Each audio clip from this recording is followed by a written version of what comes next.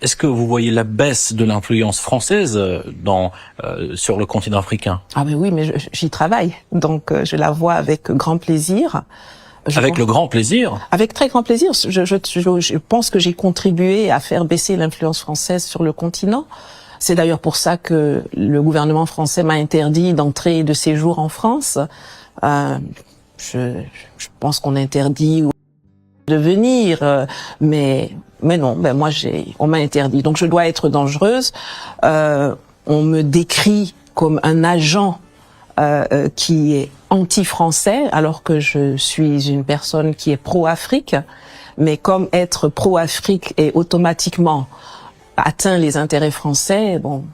Oui, je regarde la perte de vitesse de l'influence française et j'en suis heureuse. J'en suis très heureuse parce que on a eu 60 ans depuis les pseudo-indépendances Pourquoi pseudo-indépendance, excusez-moi? Parce que ce n'était pas des indépendances, c'était un transfert de compétences du gouverneur colonial au chef des nouveaux États néocoloniaux. Voilà.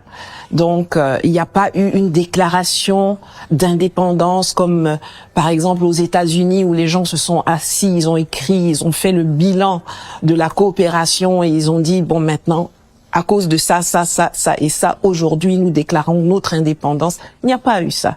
Les luttes d'indépendance, en fait, la vraie indépendance est en cours. Elle se déroule au Sahel, où les traités sont revus, les accords sont audités, sont renégociés. C'est maintenant que la vraie indépendance est en train d'être conquise. Avant, c'était juste un transfert de compétences. Mais qu'est-ce qui a permis ce changement au Sahel, notamment? Des coups d'État. C'est-à-dire qu'il y a des gens qui sont arrivés au pouvoir, qui n'ont pas été choisis par la métropole coloniale, mais qui sont venus, qui ont pris le pouvoir et qui ont décidé de faire le boulot. Ils ont décidé de faire passer les intérêts de leur pays et de leur population en premier.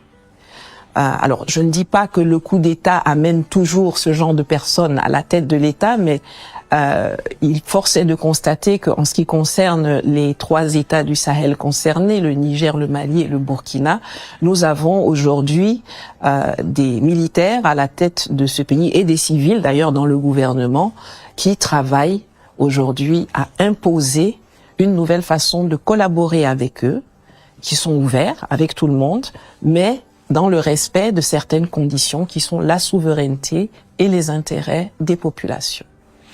Je vous ai présenté comme un panafricaniste. Quelles sont les principales idées que vous défendez? Mais écoutez, pour moi aujourd'hui, le panafricanisme est avant tout une lutte de libération.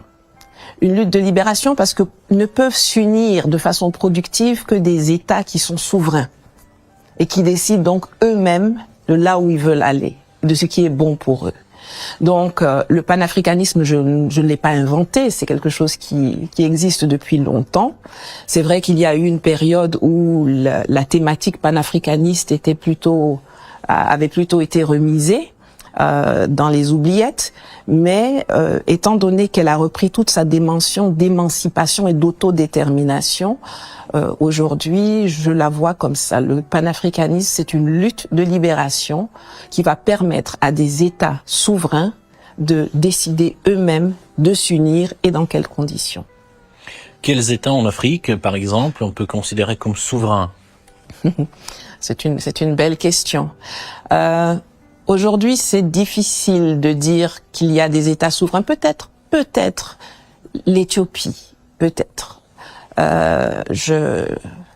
Voilà. Mais dans l'Afrique francophone, dans l'Afrique de l'Ouest et de l'Afrique centrale, il n'y en a aucun. Il y a des pays qui sont en train d'imposer, de conquérir leur souveraineté, mais on n'est pas encore arrivé au stade où on peut dire qu'ils sont souverains. Ils sont en train de lutter pour cela et ils ont pris un chemin qui me semble assez irréversible en réalité. Pourquoi d'ailleurs? Parce que aujourd'hui, on voit que ce combat est porté par les peuples. Ce n'est pas quelque chose qui émane d'une élite qui l'impose aux populations, mais c'est un besoin qui est venu des populations, et c'est pour ça d'ailleurs que c'est très difficile de faire chuter ces gouvernements. Pourtant, il y a eu plein d'attaques et plein de manœuvres pour essayer de les faire chuter. C'est très difficile parce que les populations les protègent. Et quand quelque chose émane de la base, c'est difficile de revenir en arrière. Et une fois que les populations sont éveillées, une fois qu'elles sont conscientes des enjeux, une fois qu'elles ont compris quelle était la vision, elles sont prêtes à endurer un chemin difficile, mais à avancer, jamais à reculer.